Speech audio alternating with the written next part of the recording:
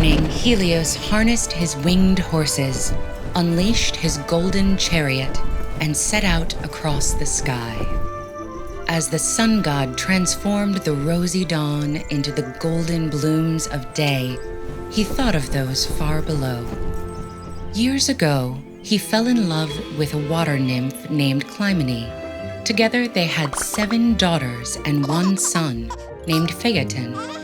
But Helios had a wandering eye. Clymene eventually left him, taking their children with her and marrying King Merops of Ethiopia. When Phaeton was little, Clymene told him tales of his divine father. As he grew into a young man, he took a special pride in knowing he was the sun god's child. However, one day, Epaphus, Phaeton's peer who was himself the son of Zeus, sought to temper Phaeton's arrogance, taunting that Helios wasn't his father after all. With no absolute proof to the contrary, the possibility bore into Phaeton's mind. He feared that his mother had lied. And who was he if not Helios' son? When Phaeton confronted Clymene, she insisted that his father was the powerful sun god. Nevertheless, Phaeton was seized by doubt, so Clymene sent him off to ask Helios directly. Walking eastward, Phaeton entered the sun god's gleaming palace at last. Once his eyes adjusted to the brightness, he saw Helios' radiant smile and open arms. When Phaeton expressed his skepticism that Helios was truly his father, the sun god only beamed. To dispel all doubt, he would grant Phaeton anything he wanted. Basking in Helios' glow, Phaeton felt there was but one way to prove their connection to the world and himself. He needed to drive Helios' chariot for a day. The sun god's smile dimmed. In his daily journey, he steered his fire-breathing horses through space at top speeds. The task required masterful control to ensure that the chariot raced along its precise celestial trajectory, with a thin margin separating stability from catastrophe. Even Zeus wasn't confident in driving his chariot. Helios begged his son to reconsider, but Phaeton was steadfast, so the god prepared him for the journey. With a crack of the reins, he was off. In flight, Phaeton's mortal insecurities fell away.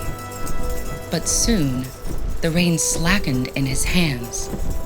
Unaccustomed to the feathery weight of a mortal, the radiant horses climbed higher and higher. The chariot whirled past constellations, narrowly missing the pincers of Scorpio and the arrow of Sagittarius. With the sun so far away, the earth darkened, and the seas began to crackle and freeze. Startled, Phaeton sharply pulled the reins. The horses lurched, and the chariot plunged towards the earth's surface.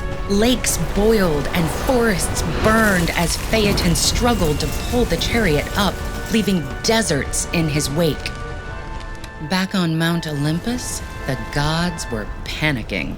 Zeus saw that Phaeton was destined for a crash that would set the earth ablaze, so he hurled one of his mighty thunderbolts at the boy.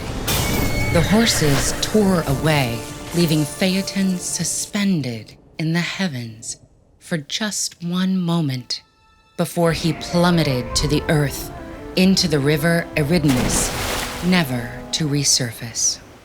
Phaeton's sisters gathered on the riverbank to weep, gradually metamorphosizing into poplar trees that leaked precious amber into the water. Zeus repaired the earth and created an everlasting memorial, strewing Phaeton's likeness in the stars. Overcome by grief, Helios had hidden himself from the sky, but he soon returned, and every day from then on, as he raced through the heavens, he greeted his son. The constellation known as Auriga, or the Charioteer, stands as a reminder of a lost young man and his bid to harness powers far greater than himself. Monumental tasks abound in ancient Greek mythology. Take, for instance, Sisyphus, who escaped death twice by tricking the gods. Unfortunately for him, there wouldn't be a third time. Find out how this myth ends with this video.